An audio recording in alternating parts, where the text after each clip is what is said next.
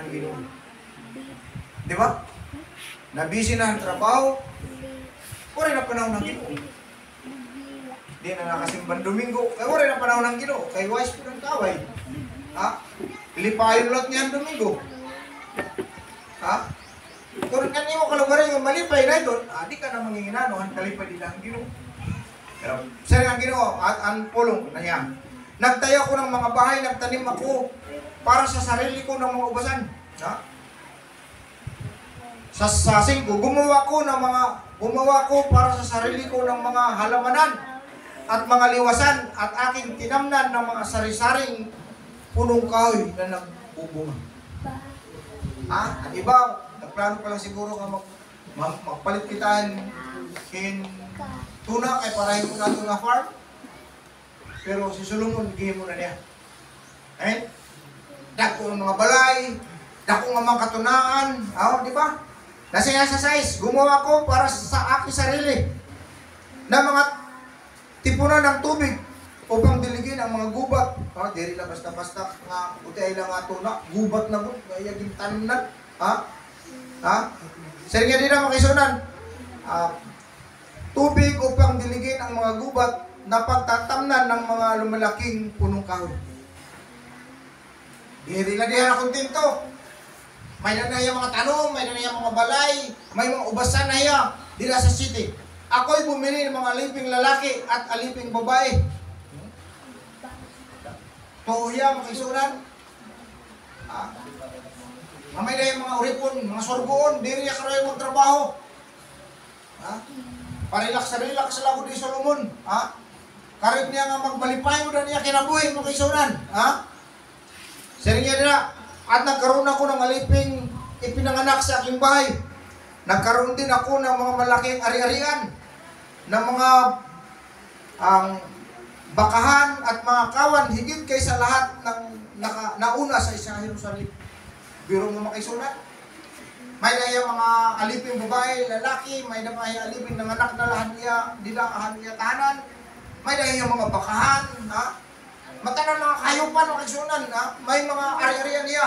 Nga labaw pa, nakaukoy dito sa Jerusalem. Karang sikon, mayaman ko diya, kabukos na Jerusalem. Amen? Amen. Mayaman ko diya mga kisunan, wala na ko nagkulang, siya. Kaya naging dakila ko, at nahigitan ko ang lahat ng nauna sa akin sa Jerusalem. Ang aking karunungan ay nanatili naman sa akin. Grabe, men. Grabe ko na niya kayamanan. Nakakahigit siya sa lahat ng nakatira na una sa Jerusalem. Isang pa sa nauna sa Jerusalem. Nabo pa yun. Kita nagplano pala ng kayamanan. Pero sa Hari Solomon, nakatuna. Amen? Nakatunaan niya kayamanan. Di ba? Yeah. At anumang ninanasan ng aking mga mata ay hindi ko pinagkait. Kung anuman nga malipayon, pwede magmalipayon, nakita niya. Waray niya ako niya kalugaray yun. Siguro, pagkita niyan, Ber, kita niya babae, tanan, kung kita niyan, sayaw hiya. Kung may TikTok na ito mga panahon, TikTok luwag, ba? Namugod, kahit tanan ngayon nakita. Kung makakapalipay niya mga mata, gimbubot niya. Diba? Nasa nga rin ang makisunan. At anumang ninasa ng aking mga tayo, hindi ko pinagkait. Hindi ko pinigil ang aking puso sa anumang kasiyahan. Sapagkat naggalak ang aking puso dahil sa lahat kong gawain. At ito ang aking gantimpala para sa lahat ng aking mga pagpupagod. Naguna-una yung Solomon nga. Saring pa man, natural lang ako manag-ana, kaya ako nagkapoy. Saring pa man ang kanina isuri namon, kanina ba ito kung gabi?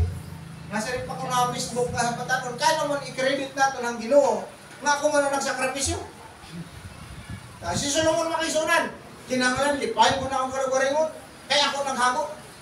Yan nagtanong, yan nagplano sa tanan, lipahin ko na akong kalugaringon. Kinangalan, mag-eskwela ako, lipahin ko na akong kalugaringon, kung makatapos na ako, makaon ako po ng tanan, bubuhaton ko. Kaya ako nagsakripisyo, ako nag-aram, ako nagsulog kilay, tanan. Sugat ka Solomon. Amen? Diba nagipakita ni Solomon niya? Sa 11, Nang magkagayoy, minasdan ko ang lahat na ginawa ng aking mga kamay. Ha? Iya ini obserbaran. Matalino kasi si Solomon. Ha? Tanan nga gimbuhat niya, iya ini obserbaran. Lahat ng ginawa ng aking mga kamay at ang pagpapagal ng aking ginugol sa paggawa nito. At muli, lahat ay walang kabuluhan. Nakikipaghabulan sa hangin. Sa waray-waray kay, masakot na sa waray-waray ang 11. 2:11. O sa Cebuano, makisura, Cebuano 2:11.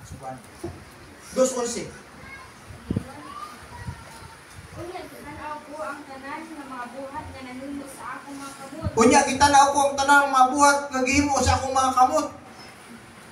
Ug sa buhat na akong nabudlayan sa pagbuhat, ug aniya karon ang tanan sa kawangan, ug mao ang paghubog ug hangin ug wala may makuha ilalong sa adlaw. Biro mo makisura. Unsa niya nakita? Amen? Ang iyang pagkabudlay, iyang gihatangan ng iyong dako nga pagtagan. Kayamanan, tanan iyang yung gihimo. Kalayawan, tanan nga kalipay. Pero iyang nakita nga wala kini kapuslan. Ingon lamang sa usa ka tawo nga naghakop og hangin. Walay kabuluhan. Pero mo hakop mo hangin. Makitaan ka nga ni sa taong dakop kag hangin mo yung taong na. Ha? Ingon pa sa kalbayog nga pinulungan may gado ka na. Ha? Kasi kung sugad na. Ha?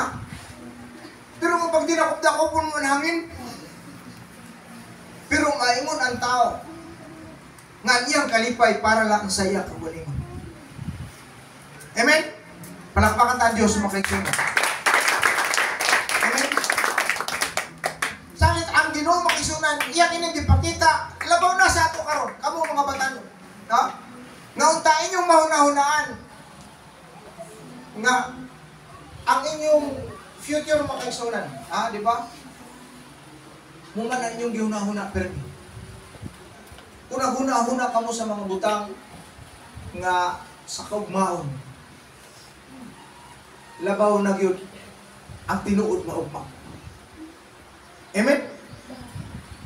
Si Ginoong Hesus. Siya ba ang karon, kagahapon karon ang ugma. Butit punto na makisunan nga sa kinabuhi ka, ayaw kita paglipay, ha? Nga sa ato lang kaugalingon.